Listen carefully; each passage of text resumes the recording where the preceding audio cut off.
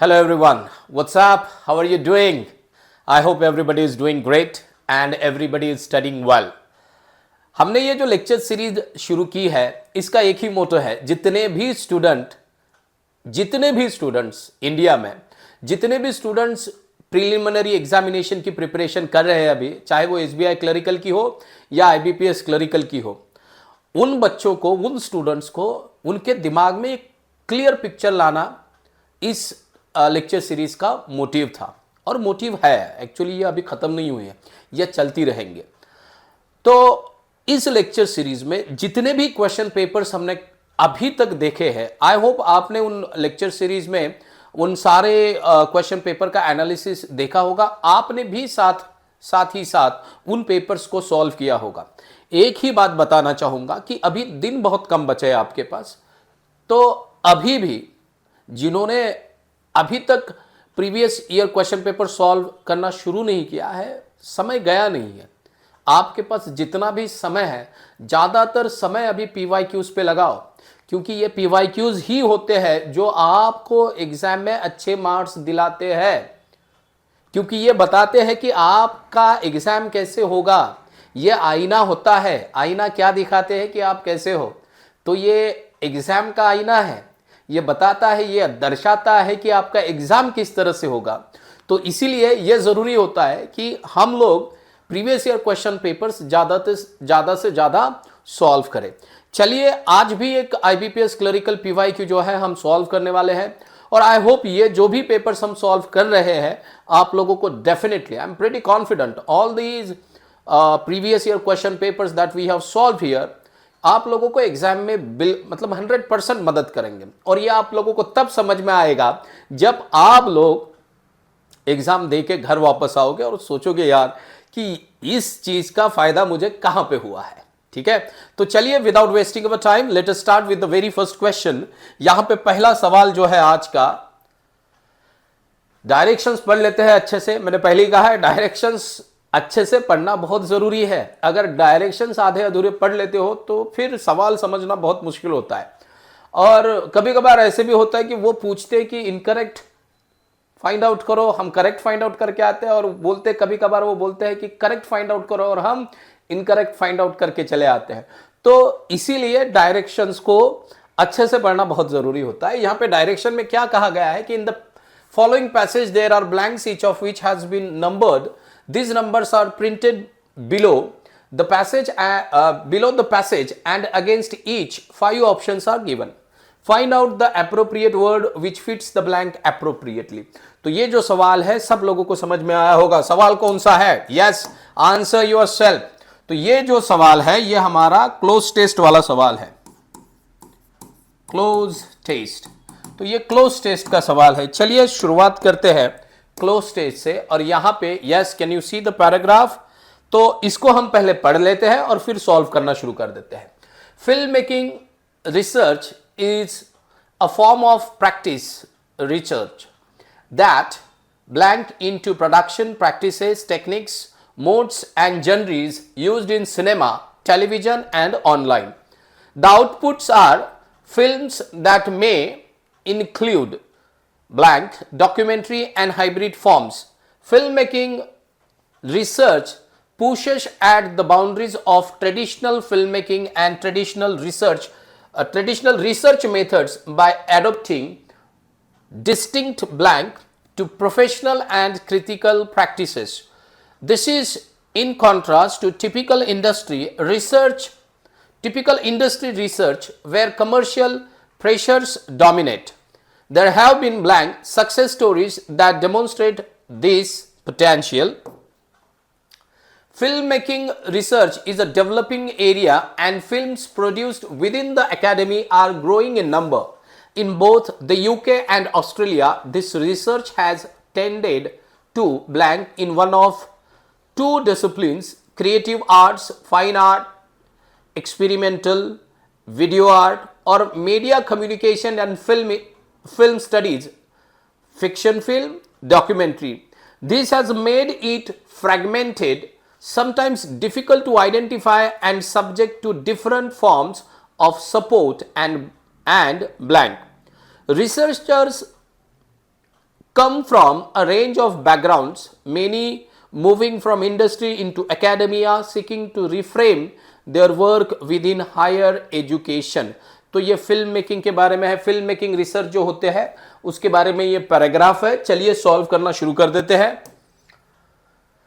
Film making research is a form of practice research that probes into, देखिए छानबीन, probes का मतलब छानबीन, एनक्वायर्स छानबीन, इंक्वेस्ट छानबीन, सर्वेज, सर्वेज का मतलब होता है ये छानबीन भी होता है, सर्वेक्षण भी इसका मतलब होता है। चलिए इसके मतलब मैं यहां पे लिख देता हूं ताकि आप लोगों को, प्रोब्स का मतलब भी होता है छानबीन, ठीक है, एनक्वायर पता करना, या छानबीन इसका भी मतलब हो सकता है छानबीन, इतना याद रखना है। इसका थोड़ा सा मैं, तो प्रोब का मतलब मैंने कहा है छानबीन होता है, वैसे ही इसका मतलब भी वही होता है छानबीन, जांच, जिसे हम कहेंगे जांच। उसके बाद में इंक्वेस्ट का मतलब भी छानबीन या जांच होता है। सर्वेज का मतलब होता है सर्वेक्षण। इन्वेस्टिगेशन तो आपको पता है छानबीन, इसका भी मतलब है छानबीन। अब देखिए ये हिंदी वाले इसके मतलब है सारे के सारे कि अब ये क्या चल रहा है, research that probes into production practices, enquires into production practices, inquests into production practices, surveys into production practices, investigates into production practices। तो चलिए पहले इसके मतलब देखते हैं, तो जाके हमें समझ में आएगा कि इसमें डिफरेंस क्या है। ये अगर एक बार समझ में आया तो हमें आंसर अपने आप मिल जाएगा। तो यहां पे जब हम देखते हैं इनके मतलब,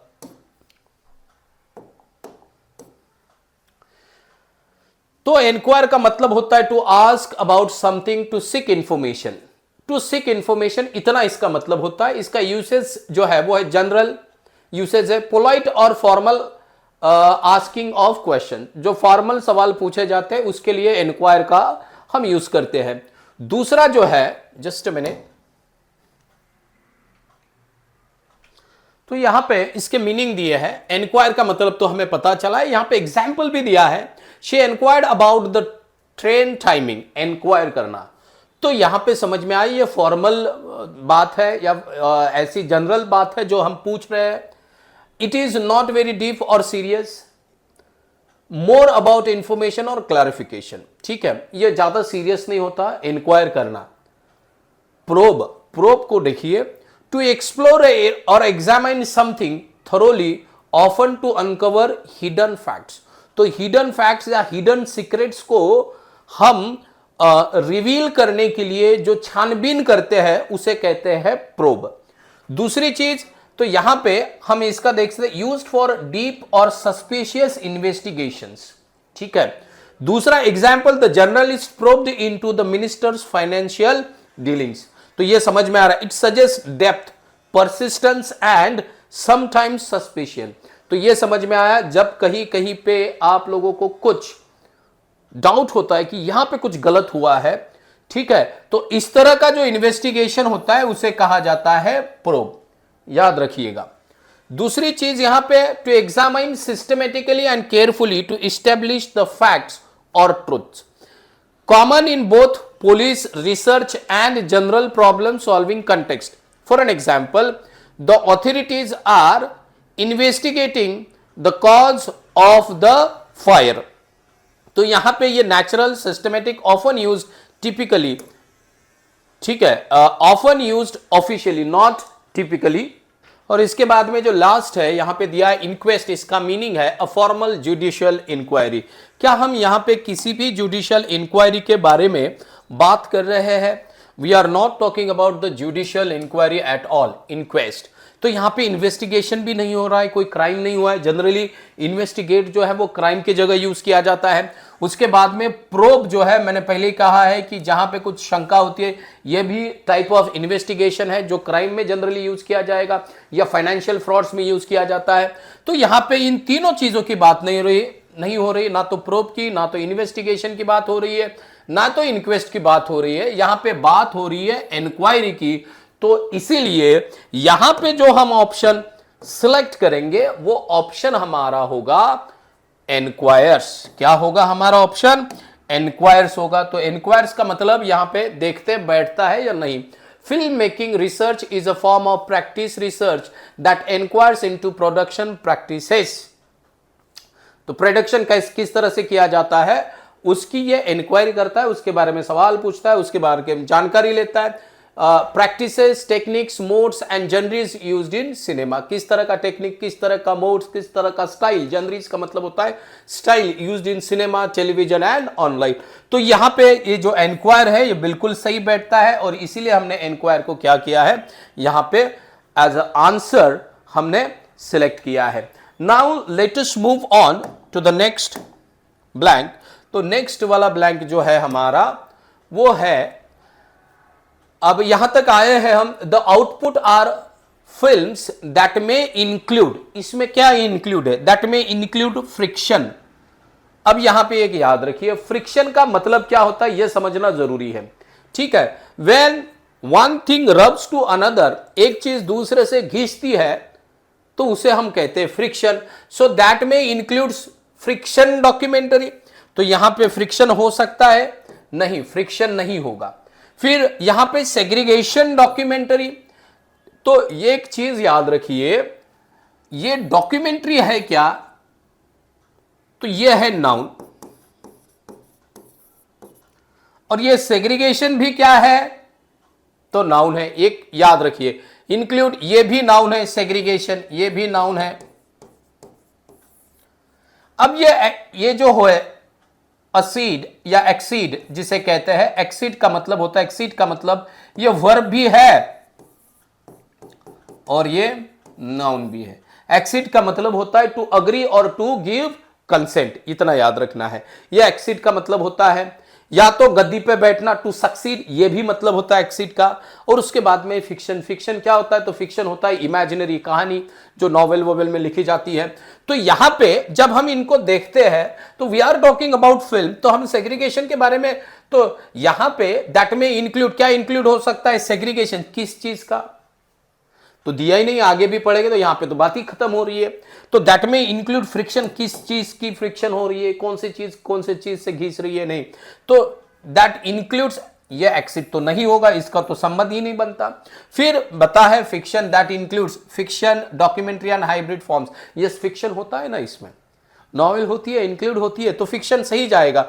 पर का तो यहां पे मतलब ही नहीं बनता है, तो इसीलिए ये भी हमारा ऑप्शन एलिमिनेट हो जाएगा। तो बचता है option D, and therefore option D is the right choice to select over here. तो ये याद रखना, ऐसे जो पैसेजेस होते हैं, इन पैसेजेस में वोकैबुलरी बहुत बड़ा रोल प्ले करती है। Now let us move on. So the output are films that में include fiction, documentary and hybrid forms. तो यहां पे आगे वो कहते हैं film making research pushes at the boundaries of traditional filmmaking and traditional research methods by adopting distinct। अब यहां पे adopting distinct क्या adopt कर रहे हैं? Are we adopting rules and regulations? Are we talking about the rules? Rules की बात हो रही है, नहीं तो रेगुलेशंस क्यों आएगा? तो we are not going to adapting distinct, कुछ अलग तरह के रूल्स एक्सेप्ट नहीं करेंगे। एडवर्सरीज, ये तो अपोनेंट की बात हो रही है, तो यहां पे किस अपोनेंट की बात हो रही है? किसी भी अपोनेंट की बात नहीं हो रही, तो ये भी हमारा आंसर नहीं होगा। फिर उसके बाद में जो है वो है अप्रोचेस। तो अप्रोचेस मतलब अलग, डिफरेंट वेज, तो ये हो सकता है एडोप्टिंग डिफरेंट वेज और डिस्टिंक्ट अप्रोचेस, ये हो सकता है। और उसके बाद में है असिस्टेंसेस, तो ये आएगा नहीं, असिस्टेंस ये अनकाउंटेबल नाउन है, तो इसका असिस्टेंसेस बनेगा। तो इसीलिए इसका जो आंसर होगा वो आंसर होगा अप्रोचेस, क्योंकि इसके मीनिंग्स हमने देखे हैं। क्या मीनिंग देखे? रेगुलेशंस ये रूल को दर्शाता है, और यहाँ पे रूल्स की बात हो नहीं रही है। एडवर्सरीज मतलब जो हमारा विरोधी होता है उसे, जिसे हम क्या कहते हैं, अपोनेंट कहते हैं। उसके बाद में अप्रोचेस मतलब ways of dealing something, approaches और असिस्टेंसेस। तो मैंने पहले ही कहा ये असिस्टेंस होगा, ये असिस्टेंसेस होता नहीं। तो हमें जो है यही बेहतर लगा, इसीलिए ऑप्शन सी जो है हमने एज एन आंसर सिलेक्ट किया है। I hope you understood this. So यहां तक इसे एक बार पढ़ लेते हैं।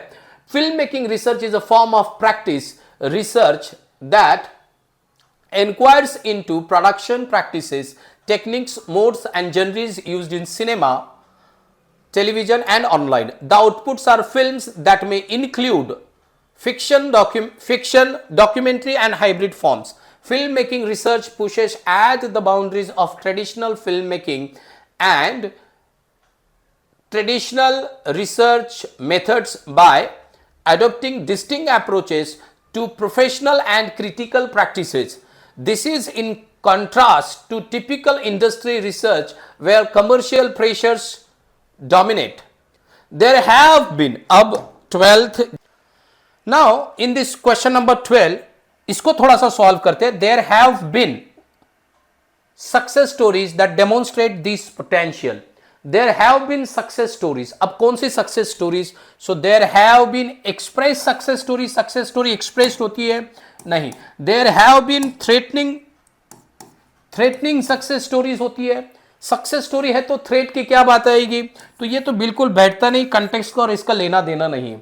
ओवरलुक्ड सक्सेस स्टोरी, तो ओवरलुक्ड का मतलब क्या होता है आप लोगों को पता है? To fail to notice something, to fail to notice something. अब जिसे नोटिस ही किया गया नहीं वो सक्सेस स्टोरी कैसे होगी?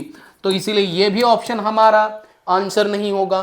टू मॉक मतलब क्या होता है? To jest somebody, to mock somebody, to mock ये इसका मतलब होता है किसी का मजाक उड़ाना, तो ये भी नहीं होगा। मजाक उड़ा रहे तो सक्सेस स्टोरी कहां से होगी?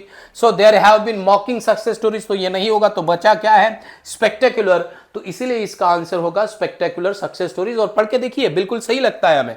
तो यहां पे this is in contrast to typical industry research where commercial pressures dominate. There have been spectacular success stories that demonstrate this potential. I hope you got this. Now let us move on to the question number, the blank number 13. अब ये 13 क्या कहता है? Film making research is a developing area and films produced within the academy are growing in number. In both the UK and Australia, this research has tended to reside. Reside का मतलब होता है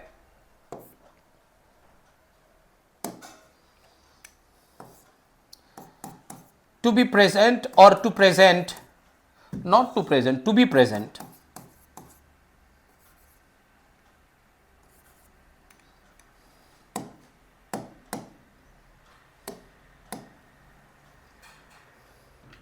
तो यहां पे थोड़ा सिस्टम है, यहां पे रिसाइड ये हमारा आंसर हो सकता है, जैसे हमने कहा है। क्यों? ये भी हम देखेंगे।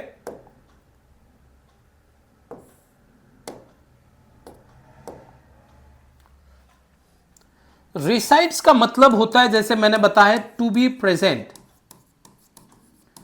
इन समथिंग और टू इनहेरेंट, या इसका मतलब होता है इनहेरेंट। ठीक है, तो यहां पे एकोमोडेट का मतलब क्या होता है? To provide lodging. ऑक्यूपाई का मतलब होता है टू फिल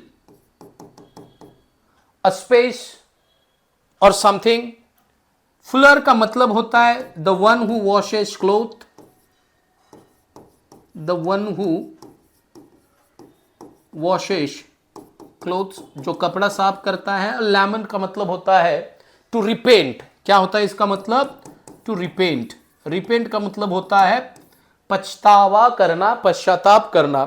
तो यहां पे पछतावा की बात है नहीं, कपड़े धोने की बात है नहीं, तो ईडी गया। तो एकोमोडेट किसी को स्पेस प्रोवाइड कर रहे हैं नहीं, किसी चीज को हम फील कर रहे हैं नहीं, तो बचता क्या है? ये बिल्कुल सही है, जिसका मतलब होता है be present. So tended to present in one of the two discipline, मतलब दो में से एक डिसिप्लिन में ये क्या है? प्रेजेंट है, ये ऐसा कहना है इसका, तो इसीलिए इसका ऑप्शन 13 जो है वो आंसर होगा। Now let us move on to the next blank. In one of the two disciplines, creative arts, fine art, experimental video art और media communication and film studies, fiction film, documentary. This has made it fragmented, sometimes difficult to identify and subject to different forms of support. And तो ये 14 वाला क्या कहता है, इसे हम देखते हैं। and ample जो है वो है हमारा एडजेक्टिव। देखिए यहां पे जो है सपोर्ट जो है वो है हमारा नाउन, और यहां पे दिया है कंजंक्शन। ये क्या है? एंड हमारा कंजंक्शन। और कंजंक्शन कैसी चीजों को कनेक्ट करता है? जनरली दो समान चीजों को कनेक्ट करता है। उसके बाद में विदर क्या है? तो विदर है हमारा वर्ब। क्या है? हमारा वर्ब। तो हमें यहां पे वर्ब की जरूरत है? नहीं, वर्ब की जरूरत नहीं। अगर वर्ब है तो उसके पहले उसका सब्जेक्ट चाहिए, तो दिया नहीं है, तो विदर का यहां पे मतलब बनेगा नहीं। फिर उसके बाद में है एंगेजमेंट, तो ये नाउन है, ये हो सकता है। ये क्यों हो सकता है? Different forms of support and engagement. तो यस, इसमें एंगेजमेंट होती है बहुत सारी चीजों की, तो ये हो सकता है। एनरोलमेंट की तो बात नहीं हो रही है। अलायंस तो हम करेंगे नहीं, क्योंकि हम ना तो कोई पार्टी है या ना तो कोई ऐसी पार्टी है जो चुनाव लड़ रही है या फिर युद्ध भूमि है, तो अलायंस की बात नहीं होगी। तो बचता क्या है हमारे पास? एंगेजमेंट। एंड देयरफॉर एंगेजमेंट जो है हम एज एन आंसर सिलेक्ट करेंगे, and that is the only right choice that we have to select over here. Now let us move on to the next question. I hope you understood this closed test. Now let us move on to the next question, and in this question what it says, a word has been given below. नीचे एक word दिया है, and following it are provided 3 sentences, और उसके बाद में 3 sentences दिए हैं which use the word, जिसमें ये word है। Mark the correct option from the options given below which indicates the sentence or combination of sentences with correct usage of the word.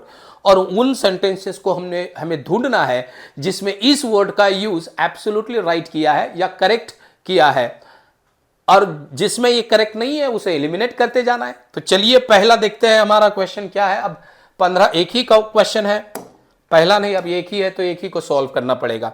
तो यहां पे जो word दिया है यह है पोर।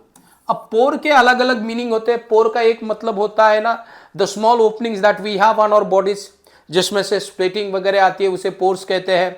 ठीक है। उसके बाद में पोर का मतलब होता है to study, to go through,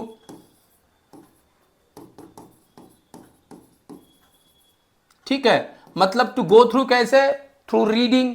तो इस तरह से इसके पोर के मतलब होते हैं। अब 2 मतलब समझ में आए हैं, तो देखते हैं पहला स्टेटमेंट क्या कहता है। In the very first statement it says, after I was given the manuscript for my first title role in the play, I began to pore over the script for hours. तो घंटों तक मैं उसको क्या करता रहा? स्क्रिप्ट को पढ़ता रहा। तो पढ़ने के मीनिंग से ये बिल्कुल सही है, तो ये स्टेटमेंट सही है। तो जहां पे एक होगा वो हमारा आंसर हो सकता है, जहां पे एक नहीं है वो हमारा आंसर नहीं होगा। तो सी डी यहां पे एलिमिनेट हो गए। दूसरा स्टेटमेंट पढ़ते हैं, it is poor that people show identification before being allowed to board a commercial aircraft. तो before boarding the commercial aircraft people have to show their identity card. तो ये चीज कैसी है? ये पोर है, ऐसे कह रहे हैं। तो पोर मतलब ये या तो चीज अच्छी होगी या तो बुरी होगी। बोलने वाला किस एटीट्यूड से बोल रहा है, पर्सपेक्टिव से बोल रहा है, वो डिसाइड करेगा। तो यहां पे पोर जो है वो ठीक नहीं बैठता, क्योंकि अच्छा बुरा इस मीनिंग से हम पोर को यूज नहीं करते। तो इसीलिए पोर जो है यहां पे रॉन्ग है। इसका मतलब जहां पे 2 ये ऑप्शन दिया होगा सेकंड, वो हमारा आंसर नहीं हो सकता, क्योंकि यहां पे सेकंड दिया है, तो ये भी ऑप्शन एलिमिनेट हो जाता है। बचता क्या है? Both 1 and 3। तो इसीलिए हमारा आंसर होगा both 1 and 3। But before we decide this और before we jump on to the answer, let us read the third statement also. Before I sign the contract I decided it would be best for me to pour. तो contract sign करने से पहले मुझे ऐसे लगा, मैंने decide किया कि यह बढ़िया चीज रहेगी कि मैं एक बार इस डॉक्यूमेंट्स को पढ़ लूं। तो पोर का मतलब होता है पढ़ना। सो me to pour through it so that the job would run smoothly। तो ये बिल्कुल सही है, ये स्टेटमेंट भी सही है, ये स्टेटमेंट भी सही है, और ये बी में दिए है 1 and 3। So first and third option is given in option B, and therefore we have selected option B as the answer। Now let us move on to the question number 16। Here is the question number 16। Now in question number 16, the directions are given. Given below are 5 sentences, each of which has been jumbled up in an order which makes the text incoherent. Mark the option which gives the meaningful rearrangement of the parts of the sentence as the answer। तो हमें क्या कहा गया है यहाँ पे कि एक सेंटेंस है जिसे जम्बल्ड किया है, और उसके ऑप्शन हमने नीचे दिए हैं, इसे ऑर्डर में लाइए। ये जम्बल्ड सेंटेंस वाला क्वेश्चन है जो हमने एसबीआई के पेपर जब सॉल्व कर रहे थे वहां पे देखा था। तो चलिए इसे देखते हैं। द प्रॉपर्टी दे, ये पार्ट ए में है, तो हो सकता है पार्ट ए हो, क्योंकि यहाँ पे द प्रॉपर्टी ये फ्रेज है, उसके बाद में दे ये सब्जेक्ट है, हो सकता है, तो ये को बाजू में रखते हैं। उसके बाद में इन्होंने कहा है, इसे देख लेते हैं। इन्होंने कहा है हैड टू, तो ये नहीं होगा। क्यों नहीं होगा? क्योंकि वर्ब से हमारा सेंटेंस शुरू नहीं होगा। क्यों नहीं होगा? क्योंकि ये इंटरोगेटिव सेंटेंस नहीं है, अगर होता तो कहीं पे क्वेश्चन मार्क दिखाई देता। उसके बाद में दिया है D, lengthy application process the property, तो ये नहीं होगा। लेंदी एप्लीकेशन प्रोसेस, कोई तो प्रोसेस है जो लेंदी है, तो इसका मतलब डी के पहले कोई तो भी स्टेटमेंट है, इसीलिए डी वाला भी हमारा आंसर नहीं हो सकता। तो हमारे पास बचा है एडी, बीसी और सीए, बीडी। तो एडी में क्या कहता है? The property they, the property they, उसके बाद में लेंदी एप्लीकेशन प्रोसेस, तो ये हमारा आंसर नहीं होगा। क्यों?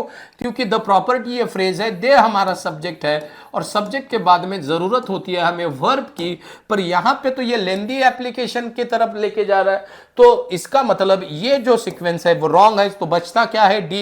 ये बिल्कुल सही है, पढ़ लेते हैं।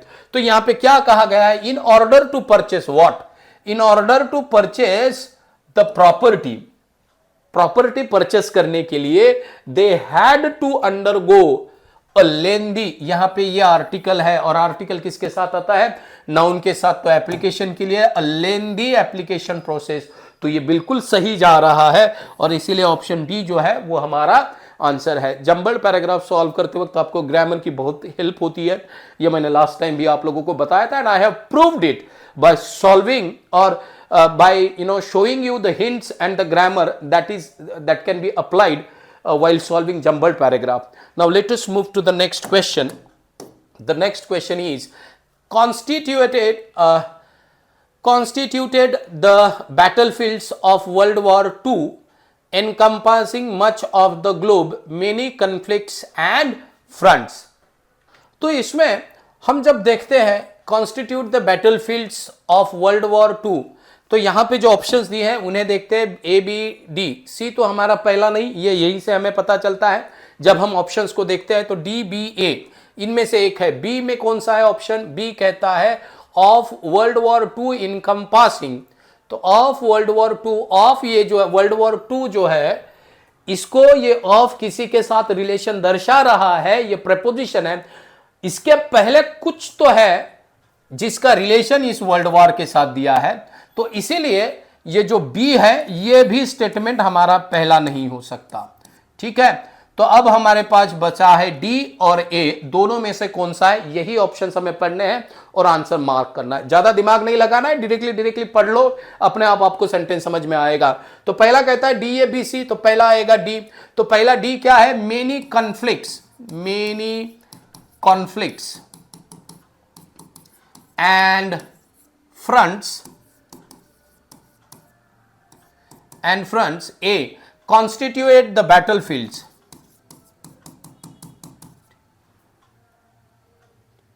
constituted the battlefields,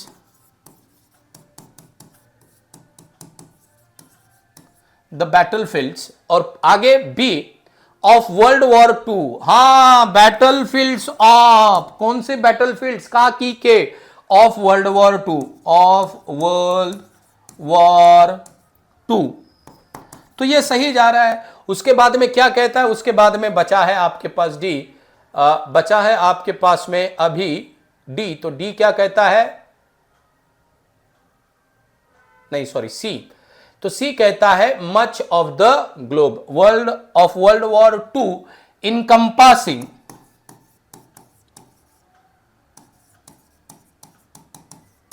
much of the globe,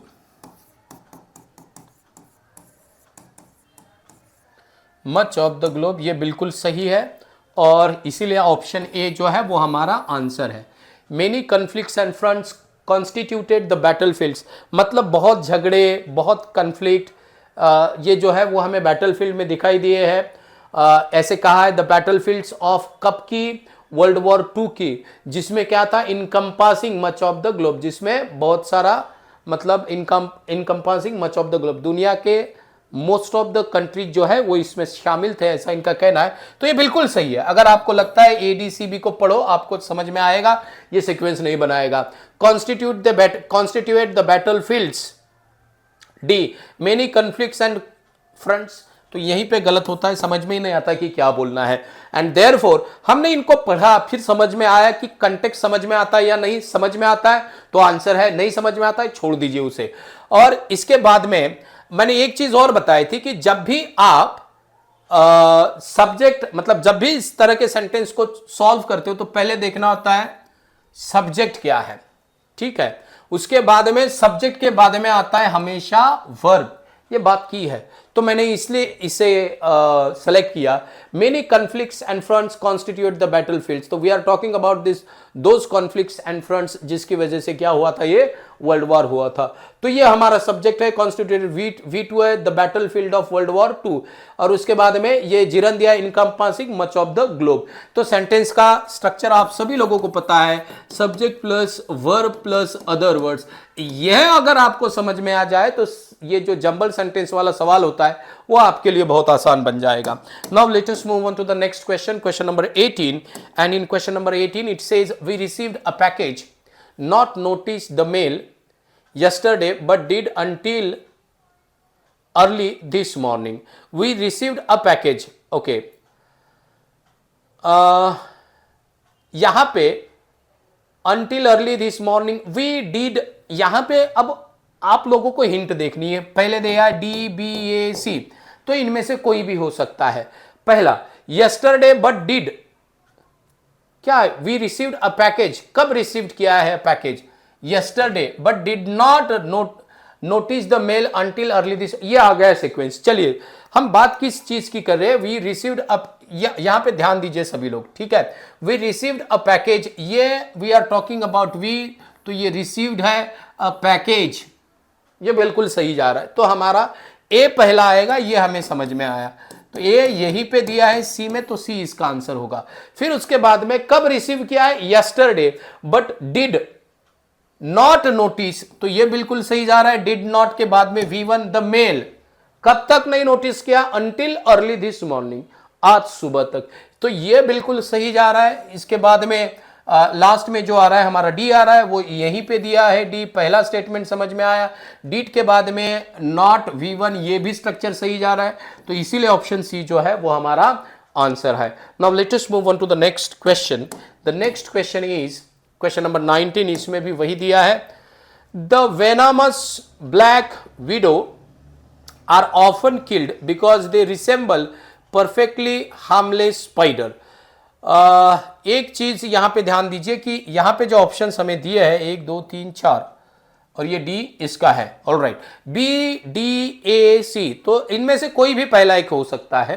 तो हमें देखना है बिकॉज दे हैड, तो नहीं आएगा, बी हमारा पहला नहीं होगा क्योंकि बिकॉज हमें रीजन दर्शाता है, तो इसके पहले कुछ तो दिया है, कुछ तो परिस्थिति है जिसे मेंशन किया है, तो हमारा बी नहीं होगा। उसके बाद में परफेक्टली हार्मलेस स्पाइडर्स, ये D, the venoms black are often killed, तो ये हो सकता है, इसे बाजू में रखते हैं, ए वाला देखते हैं। The venoms black widow perfectly harmless spiders because resembles are often killed, resembles थोड़ी किल्ड हो रहे, तो ये नहीं आएगा हमारा ऑप्शन। ये सभी लोगों को ध्यान में ही रखना है, ये भूलना नहीं है, रीअरेंजमेंट ऑफ द सेंटेंस की है, तो subject plus verb plus other words. तो CABD देख लेते हैं एक बार। सी, बिकॉज दे रिसेंबल्स, दे मतलब कौन, तो ये बिकॉज तो आएगा ही नहीं है, तो पहले मैंने बताया है, तो बिकॉज तो ये चला गया यहां से। Because they resembles. Are often killed, ये भी नहीं आएगा पहला, बी वाला भी नहीं आएगा। क्यों नहीं आएगा बी वाला पहला? क्योंकि ये वर्ब है और वर्ब के पहले सब्जेक्ट होता है, तो दिया नहीं। तो बचता क्या है? D, B. तो ये बी हमारा सही है, choice D B C A. इसे पढ़ लेते हैं। Perfectly harmless spiders, D. उसके बाद में B, are often killed, they are often killed. Why? Because they resemble the venomous black widow. इसके साथ वो resemble करते हैं, and therefore ऑप्शन बी जो है वो हमारा आंसर हो जाता है। इसे जब हम पढ़ते हैं तो हमें ये पता चलता है परफेक्टली हार्मलेस स्पाइडर्स ये हमारा सब्जेक्ट है। सब्जेक्ट के बाद में आर ऑफन किल्ड वाला ये वर्ब आएगा, फिर उसके बाद में जो भी बचा है वो हमारे अदर वर्ड्स आएंगे। तो हमें जब पता चला कि डी के बाद में बी आता है और डी के बाद में बी, बस यहीं पे दिया है, डी के बाद में बी, शुरुआत ही इसी से हो रही है। सम टाइम आप लोगों को लगा ये परफेक्टली तो एडवर्ब है, इससे कैसे शुरुआत हुई है? क्योंकि ये हार्मलेस के बारे में बात कर रहा है। स्पाइडर नाउन है, कैसा है? हार्मलेस। कितना हार्मलेस? Perfectly harmless. तो एडजेक्टिव के बारे में एडवर्ब जानकारी देता है। तो बिफोर जंपिंग द आंसर हमें यह देखना जरूरी होता है कि ऑप्शन में क्या क्या बात हमें नजर आती है। तो पहले अगर ये समझ में नहीं आ रहा है तो ऑप्शंस को पढ़ते जाओ, अपने आप आंसर आ जाएगा आपका। Now let us move on to the next question, and the next question is question number 28। Look for new jobs were rigid and uncompromising, leaving the workers to many of the companies rules. क्या हो रहा? Look for new jobs, कोई तो भी job को देख रहा है। इसका मतलब ए तो हमारा पहला नहीं होगा, तो ए गया। वेयर रिजिड, तो यहां पे वेयर जो है वो हमारा वर्ब है, उसके पहले सब्जेक्ट चाहिए। तो इसका मतलब बी जहां पे दिया है, बी दिया है, दिया ही नहीं, तो वो हमारा पहला नहीं हो सकता। Living the workers to, living the workers, leave मतलब लिविंग द वर्कर्स, क्यों लीव कर रहे? इसका मतलब लिविंग के बारे में कुछ तो पहले दिया है, तो इसका मतलब हुआ सी भी हमारा पहला नहीं हो सकता। तो सी दो जगह बचता है, ये ऑप्शन सी जो हमारा आंसर हो सकता है। इसे पढ़ लेते हैं। Many of the companies rules, very good, were rigid and uncompromising. बहुत सारे कंपनियों के रूल कैसे थे? Rigid and uncompromising. फिर उसके बाद में कहता है C, living the workers to look for new job. तो उनके पास कोई बचा ही नहीं चाह रहा कि उनको नया जॉब देखना ही होता है। तो इसीलिए ऑप्शन सी जो है वो हमारा आंसर है। यहां पे ना ये आंसर्स बहुत क्विकली आते हैं, बट अगेन आपको तरीके जो मैंने इससे पहले बताए हैं उसे इंप्लीमेंट कीजिए, तब जाके ये विद इन फ्यू सेकेंड्स आपको आंसर मिलेगा। Now let us move on to the next question guys. The next question is, तो 21 to 25. Given below are 5 sentences with 4 words are highlighted in each sentence. One of these words may be the misspelled form of word, making the sentence contextually incoherent. Make the option which depicts the corresponding letter to the incorrectly spelled word or mark option E if there is none. तो हमें ये misspelled वाला सवाल है, जिसमें 4 words highlighted है, इसमें से एक कोई वर्ड जो है वो गलत है और उसे ही हमें यहां पे ढूंढना है। Now in this question, Pat didn't mean to lose her mother's favourite bracelet but hasn't been able to locate it since she wore it last week. If you remember, I have already spoken about this verb, ठीक है, और loose, इसका मतलब होता है ढीला। इसका मतलब क्या होता है? ढीला, लूज है। और इसका मतलब क्या होता है? तो इसका मतलब होता है गुम होना।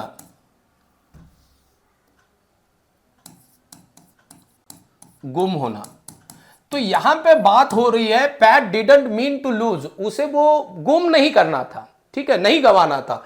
गुम होना, गवाना, ये भी इसका मतलब होता है टू लूज, ठीक है, या हारना। तो इसका मतलब ये होता है, हार जाना ये भी मतलब होता है, पर ये लूज तो मतलब बैठता नहीं। यहाँ पे ढीला होने की बात हम कर नहीं रहे।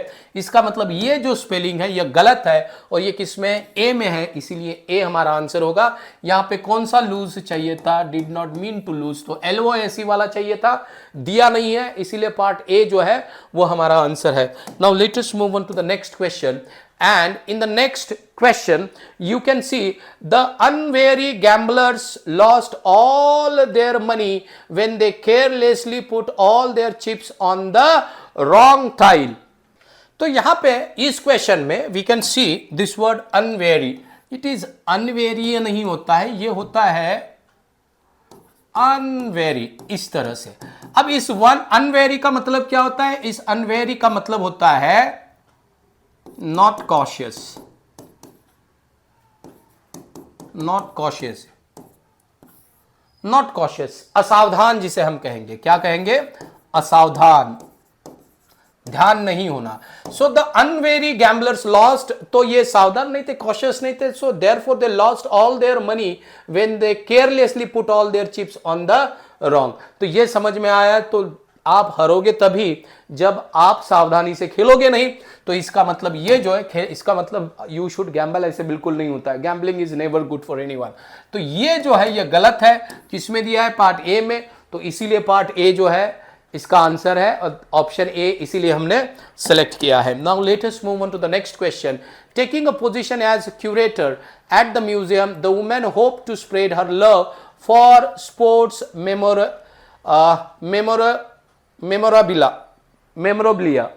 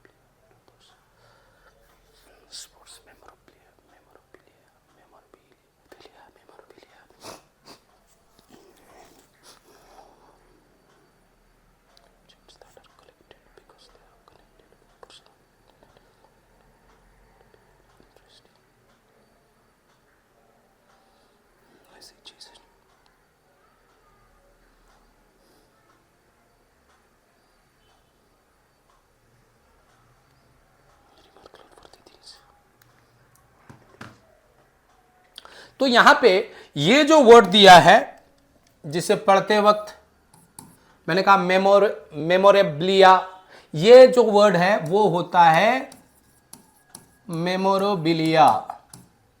क्या होता है? मेमोरेबिलिया।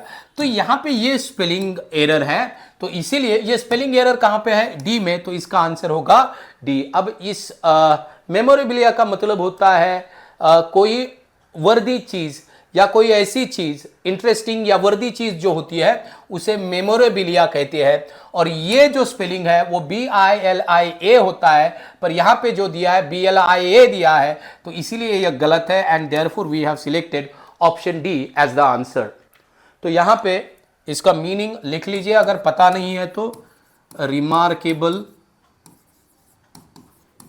थिंग, और जैसे मैंने कहा है वर्दी थिंग,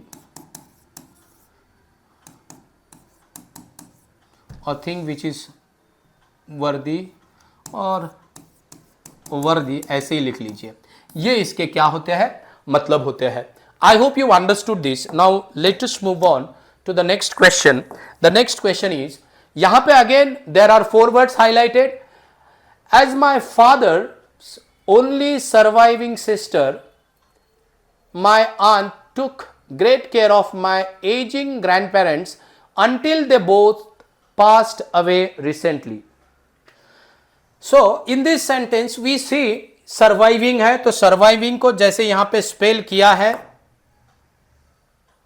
बिल्कुल सही है, ग्रेड भी सही है, इसमें भी कोई स्पेलिंग एरर नहीं है। एजिंग, बूढ़ा होता हुआ, पास, ये भी बिल्कुल सही है। चारों के चारों सही है, कोई इसमें स्पेलिंग एरर नहीं है, और जो कंटेक्स्ट है वो भी बिल्कुल सही है। देयरफॉर हम जो आंसर सिलेक्ट करेंगे वो होगा no spelling errors. Now let us move to the next question, and that is question number 25. Because of technical difficulties, the sound of the music fluctuated during the concert. तो इसमें fluctuated का spelling देखिए आप, ये बाकी तो सही है, फ्लक्चुएट को देखिए, टेक्निकल सही है, डिफिकल्टी सही है, फ्लक्चुएट का स्पेलिंग क्या होता है, फ्लक्चुएटेड, तो यहां पे यू होना चाहिए था, इन्होंने ओ दिया है, तो इसका मतलब ये गलत है। गलत किस में है, सी में, तो ऑप्शन सी जो है वो यहां पे आंसर होगा। I hope you are getting it. Now let us move on to the question number 26। So 26 to 30 ये डायरेक्शंस दिए हैं। Which of the phrase or word from the options A, B, C and D given below each sentence should replace the phrase printed in bold letters to make the sentence grammatically correct. If the sentence is correct as it is, mark E, that is no replacement required as the answer. तो ये sentence improvement वाला question है। Now let us see कि यहां पे first question क्या है। तो यहां पे Jeff was given a medal of honour in recognition of, चाहिए था रिकग्निशन बाय दिया है, इन रिकग्निशन ऑफ समथिंग, तो रिकग्निशन के साथ जो प्रेपोजिशन आता है वो ऑफ होता है, ना कि बाय, तो इसीलिए ये जो एट और बाय वाले हैं वैसे ही चले गए। अब मैंने कहा इन रिकग्निशन ऑफ होता है, not by recognition of, in recognition of, तो ये दिया है ऑप्शन बी में, and therefore option B is the answer. Now let us move to the next one. INS Vikrant is a unique reflection of India becoming self reliance, तो reliance नहीं बन रहे हैं हम, ठीक है, तो हम क्या बन रहे हैं, तो हमें एडजेक्टिव चाहिए। रिलायंस क्या है, नाउन है, तो रिलायंस का नाउन क्या, एडजेक्टिव क्या होता है, तो होता है रिलायंट। क्या होता है, रिलायंट कहां पे है, 3 जगह दिया है, यहां पे सी में नहीं है। और दूसरी जब becomes INS Vikrant is unique reflection of India, तो बिकम्स नहीं होगा क्योंकि हम फैक्ट के बारे में बात नहीं कर रहे हैं। बिकमिंग तो प्रोसेस के बारे में बात कर रहे हैं जो बन रही है, तो बिकेम का भी मतलब यहां पे नहीं बनेगा। बिकमिंग जो है वो जैसा है वैसे ही आना चाहिए, वो डी में दिया है, and therefore option D is the right answer. Now let us move on, question number 28। Question number 28 is, there have been a steady spike in cases of cybercrime in the last 5 years. There have been a steady spike. तो यहां पे ये जो have है वो गलत है। अब ये गलत क्यों है, तो उसे हम देख लेते हैं, थोड़ा सा रीजन है। मैंने एक रूल दिया है आपको बताया, देर के बाद में जो वर्ब आता है वो वर्ब इसके बाद में इधर जो नाउन या प्रोनाउन होगा उस नाउन या प्रोनाउन के अनुसार होगा। तो यहां पे ये जो है स्पाइक, यहां पे नाउन है और ये सिंगुलर है, तो वर्ब भी सिंगुलर चाहिए, पर यहां पे जो वर्ब दिया है वो वर्ब प्लूरल है, इसीलिए यह गलत है। तो हैव की जगह चाहिए था हैज, तो हैव की जगह हैज क्या है, तो यहां पे दिया है has. So there has been a steady spike, so there has been a steady spike कहां पे दिया है, यहां पे दिया है, पर यहां पे ना ये स्टीड दिया है जो गलत है। ये सही है हैज बीन अ पर अ तक, पर ये स्टीडी होना चाहिए था, इन्होंने स्टीड दिया है तो इसीलिए गलत है। यहां पे भी सही है, अ स्टीडीली नहीं चाहिए, अ स्टीडी स्पाइक चाहिए, तो वो दिया कहां पे है, बी में, तो इसीलिए देयर हैज अ नहीं होगा, there has been a steady spike, there has been a steady spike in cases of cyber crimes in the last 5 years, इतना याद रखना है। और दूसरी चीज यहां पे मैं बोलना चाहूंगा, ये स्पाइक जो है ये हमारा नाउन है, ठीक है, तो उसके बाद में एडजेक्टिव ही चाहिए, इसीलिए स्टीडी आएगा, स्टीडीली नहीं आएगा। Now let us move on to the next question, question number 29, and in this question number 29 it is vital that every Indian takes a pledge to eliminate discrimination and enable equity. So it is vital that every Indian takes pledges, please, ये बिल्कुल सही है, इसमें कोई error नहीं है, क्योंकि every के बाद में ये हमें सिंगुलर वर्ब चाहिए, क्या लेना है, a pledge, किस लिए, टू एलिमिनेट, तो 2 + V1 ये भी सही है, तो इसीलिए यहां पे कोई भी चीज रिप्लेस करने की हमें जरूरत नहीं है, and therefore no replacement required, ये इसका आंसर होगा। Now let us move on to the next question, and ये जो क्वेश्चन है यहां पे, he was worried that the anger would erupt and led to a law and order situation. तो यहां पे जब हम इस सेंटेंस को पढ़ते हैं, we come to know that would जो है वो हमारा मॉडल ऑक्सिलरी वर्ब है, और मॉडल ऑक्सिलरी वर्ब के बाद में हमेशा V1 आता है, और ये V1 आया है। यहां पे एंड जो है वो कंजंक्शन है। क्या है ये?